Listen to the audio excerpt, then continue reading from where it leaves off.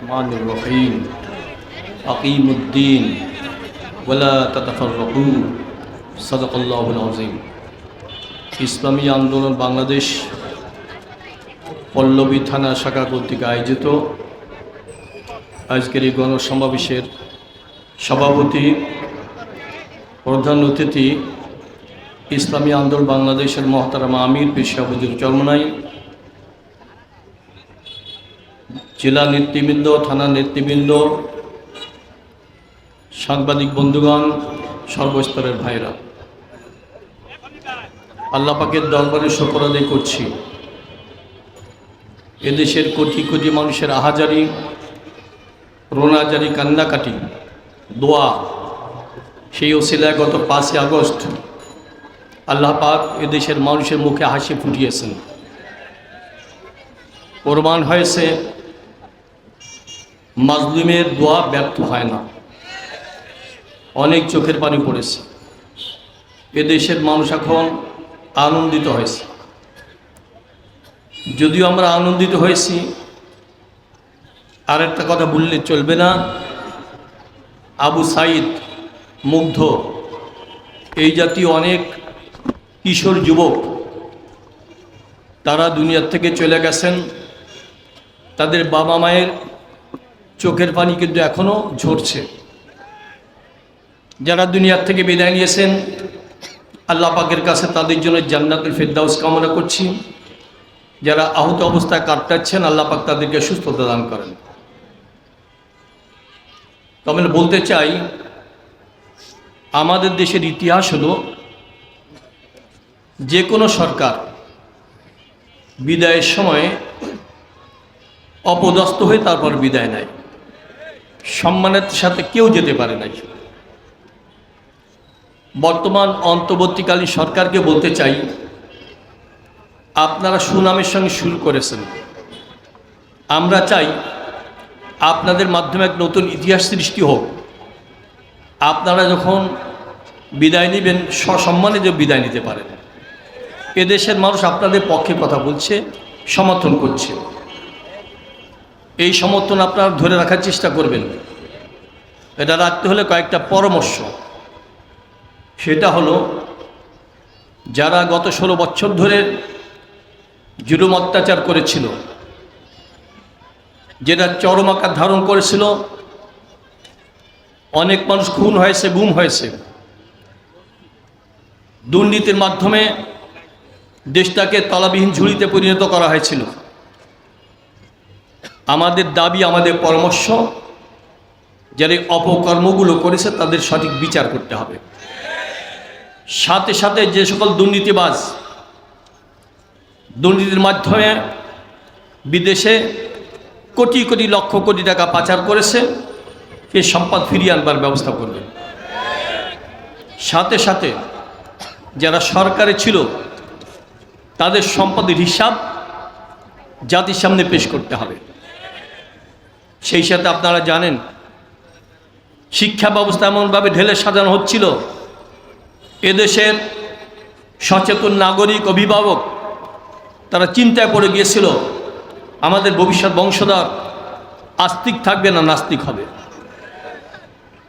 বর্তমানে অন্তর্বর্তীকালীন সরকারকে পরামর্শ দিতে চাই, শিক্ষা কমিশনকে বাতিল ঘোষণা করুন, নতুন শিক্ষা কমিশন গঠন করুন।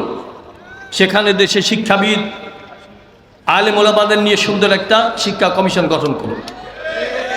সাথে সাথে বলতে চাই, নির্বাচনের সময় নামে যে তামাশা হয়েছিল, যতগুলো নির্বাচন কমিশন গঠন করা হয়েছিল, প্রত্যেকেই এদেশে নির্বাচন উপহার দিতে পারে নাই, প্রহসন উপহার দিয়েছে।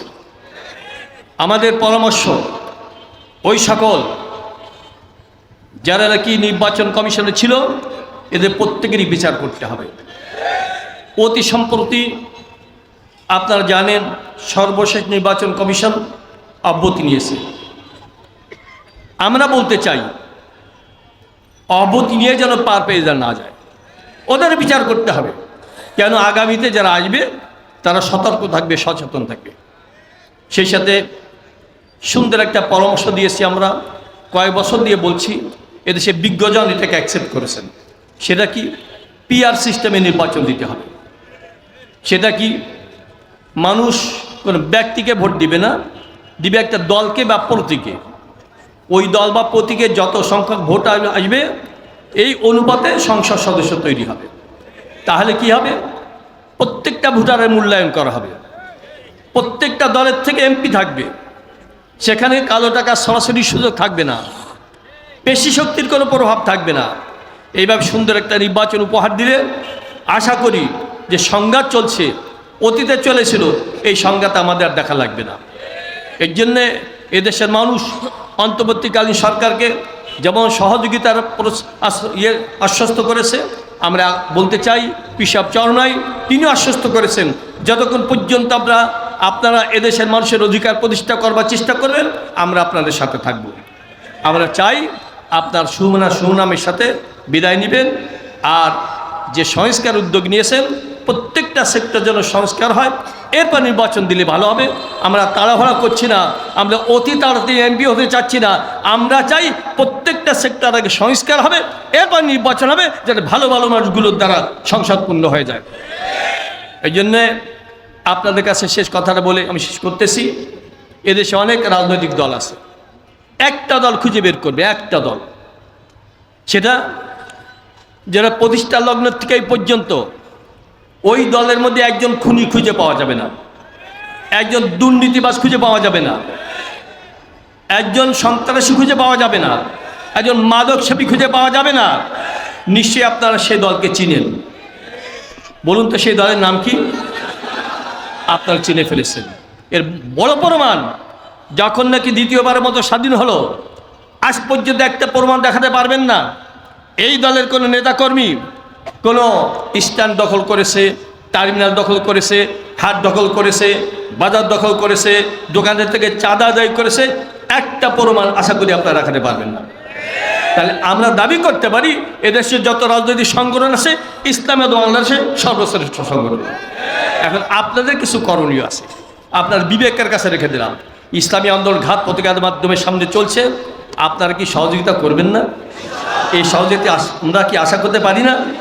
তাহলে যেমন আপনারা ঝাঁকে ঝাঁকে দেখছেন ইসলামী আন্দোলনের পতাকা দলে মানুষ নতুন সদস্য ফরম পূরণ করে সদস্য হচ্ছে, আপনাদের কাছে দাবি রেখে গেলাম আপনারা ইসলামী বাংলাদেশ তথা পিসাব চরণের হাতকে আপনারা মজবুত করুন।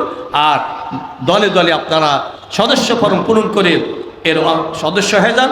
আগামীতে আপনাদেরকে নিয়ে আমরা সামনে বাড়তে চাই। আল্লাহ পাক আমাদের কুরবানির মাধ্যমে দেশে যেন ইসলামী হুকুমত কায়েম করে দেন। সবাইকে ধন্যবাদ জানিয়ে আমার আলোচনা শেষ করছি। আসসালামু আলাইকুম ওয়া রাহমাতুল্লাহ।